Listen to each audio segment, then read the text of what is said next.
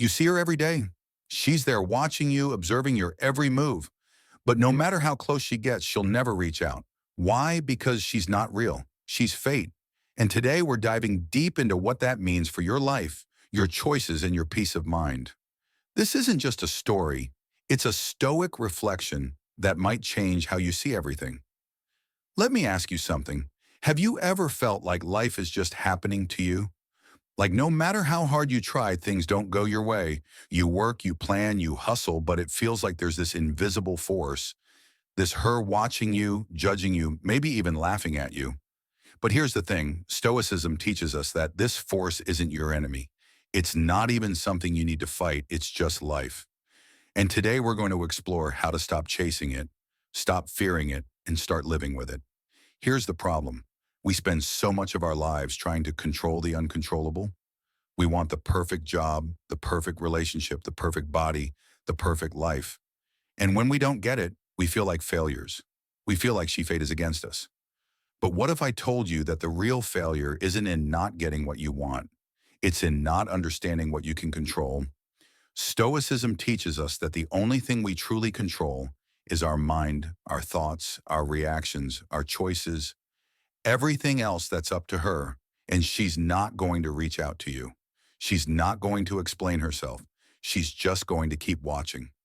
So the challenge is this: how do you live a life of meaning and purpose when so much of it is out of your hands? 1. The illusion of control. Let's start with the illusion of control.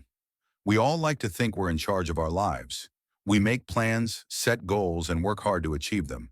But here's the truth. Life doesn't always go according to plan. Take the story of Alex, for example. Alex was a perfectionist. He had a 5-year plan, a 10-year plan, and even a backup plan for his backup plan. He believed that if he worked hard enough, he could control every aspect of his life. And for a while it seemed to work. He got the job, the house, the car, everything he thought he wanted. But then the unexpected happened. His company downsized and he lost his job. His savings dried up. His relationship fell apart. And just like that, the life he had built, the life he thought he controlled, was gone. This is where Stoicism comes in. Stoics like Epictetus teach us that there are only two things in life: things we can control and things we can't. And most of the time we're wasting our energy trying to control the things we can't. You can't control the economy. You can't control other people's actions. You can't control whether it rains on your wedding day or if your flight gets delayed. But what you can control is how you respond to these things. You can control your thoughts, your emotions, your actions. So the next time life throws you a curveball, ask yourself, is this within my control? If it is, take action. If it's not, let it go. Because the sooner you stop trying to control everything, the sooner you'll find peace. 2. Amorati, love your fate. Now let's talk about amorati. The idea of loving your fate. This is one of the most powerful Stoic concepts, but it's also one of the hardest to practice. Let me tell you about Sarah. Sarah had a picture-perfect life, a loving husband, a beautiful daughter, and a career she was passionate about. But then her husband was diagnosed with a terminal illness. Within a year, he was gone. Sarah was devastated. She felt like her life had been ripped apart.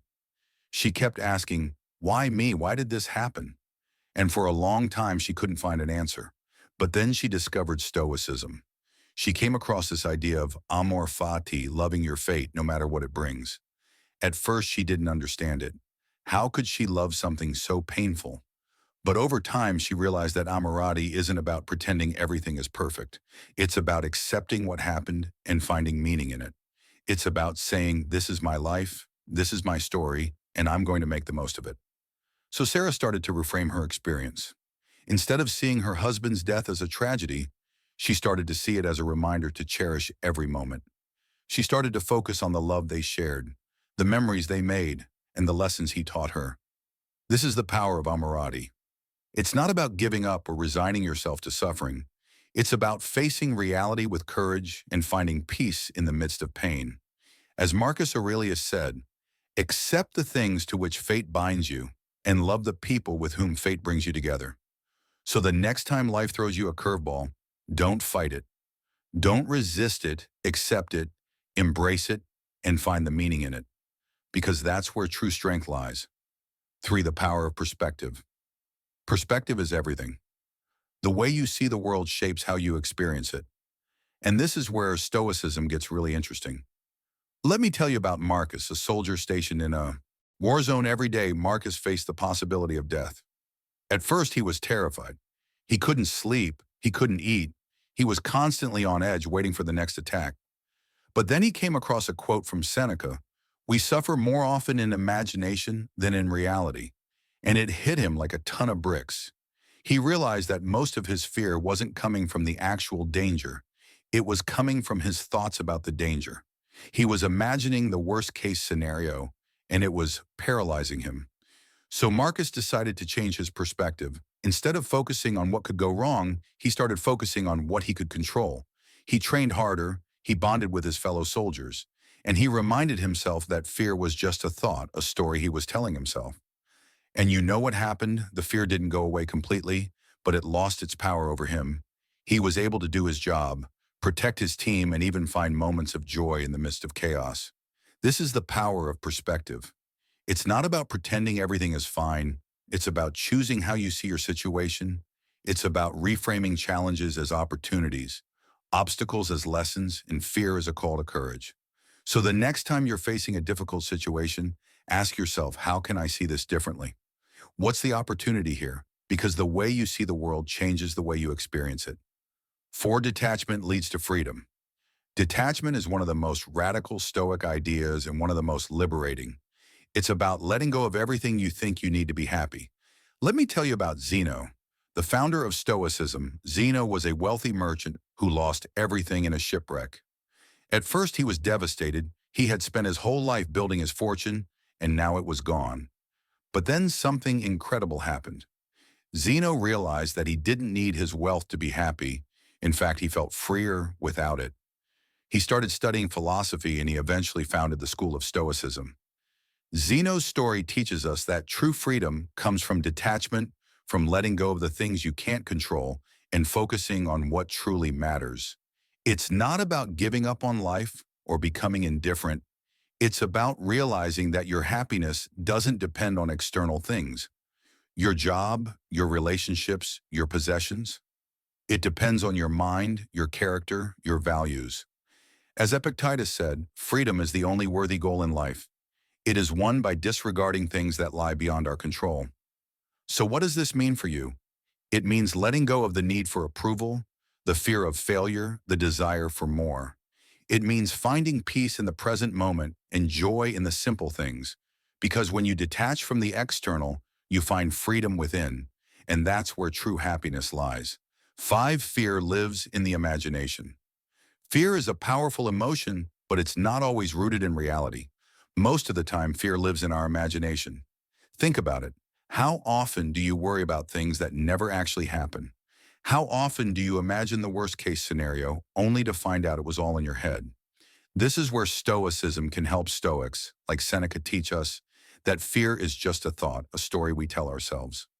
And the more we feed that story, the more power it has over us. So how do you overcome fear? By facing it head-on, by reminding yourself that most of what you're afraid of exists only in your mind. Take Marcus the soldier we talked about earlier. He was terrified of dying. But once he realized that his fear was just a thought, he was able to move forward. He didn't let fear control him. The same applies to you. The next time you're afraid, ask yourself, is this fear real or is it just in my head? Because once you realize that fear is just a story, you can rewrite it. 6. The present moment is all you have. Life is unpredictable. The future is uncertain. The only moment you truly have is now. Stoicism teaches us to live fully in the present. It's about finding peace and joy in the here and now, rather than worrying about what might happen tomorrow. Think about it. How much time do you spend worrying about the future or regretting the past? How often do you miss out on the present moment because you're too busy planning or overthinking? The Stoics remind us that the present moment is all we have. The past is gone, and the future is out of our control. All we can do is live fully in the now. So take a deep breath. Look around you. What can you appreciate in this moment? What can you be grateful for? Because the more you focus on the present, the more peace you'll find. 7. Inner strength is your greatest asset. Finally, let's talk about inner strength. This is the foundation of Stoicism, the idea that your mind is your greatest asset. No matter what happens in life, no matter how much the world changes, your inner strength remains. It's unshakable. Think about the stories we've talked about today. Alex lost everything, but he found peace by focusing on what he could control. Sarah faced unimaginable loss,